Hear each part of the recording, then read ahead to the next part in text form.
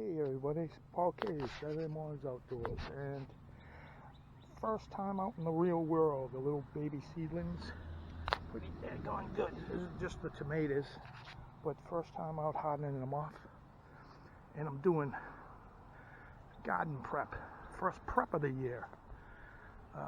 Now we're going to prepare the soil.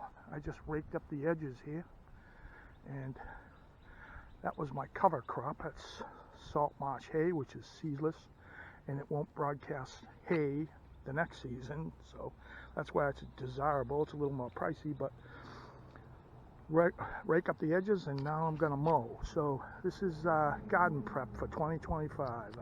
Stay tuned. And so there we go. That didn't take long, and you imagine that's two bales, two full-size bales. But this, my old Troy built Craftsman engine. Troy built with the Briggs & Stratton engine. This is a beater, but man, I've had this thing for 25 years since I bought this place, and as long as you maintain it, man, these things just go, and that is a powerhouse. I just put a new blade on it and adjusted everything. You know, you maintain them and keep the oil up and everything. It just keeps going and going. I use it to mow the bottoms over that rise. Property goes way back, and there's a nice area cleared out there for nice bonfires and stuff and camping, and this handles all of it. It'll mow anything down as long as you maintain them. But it's a heck of a good mower, man. It's like the older the mower is, the longer and better they run. But anyway, so this is all chopped up really fine, and what this does is it adds tilth to the soil. It adds substance to the soil because the plants take the nutrients out each year, and you got to keep putting stuff back in. And kind of looks to me like chopped up Chinese newspapers that they put in Chinese granola, but it does a fine job, this mower.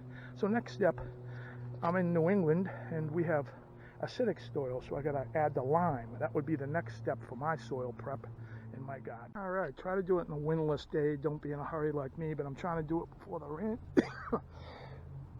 rain comes down. But if it's windy, it doesn't go where it's supposed to go. It kind of gets all over you. I look like a Colombian cocaine production worker coming out of the jungle. But anyway, the application of lime, and this adds sweetness to the soil. So now you got tilth, the vegetative matter, which is depleted each year. You must put something in. There's actually hay and leaves. I dump my leaves in here too, and it's ground up really finely so the microbes can break it down quicker.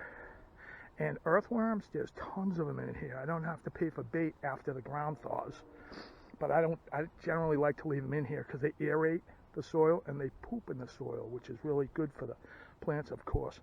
That stuff, worm poop, they call it worm castings or something. It's very expensive, and but it's very nutritious in the soil for the plants. And so the lime application is ready, and now all we got to do is turn this stuff in. Hope I can beat the rain. I got to set up that tiller. Take care of your equipment. You take care of it, it will take care of you, of course.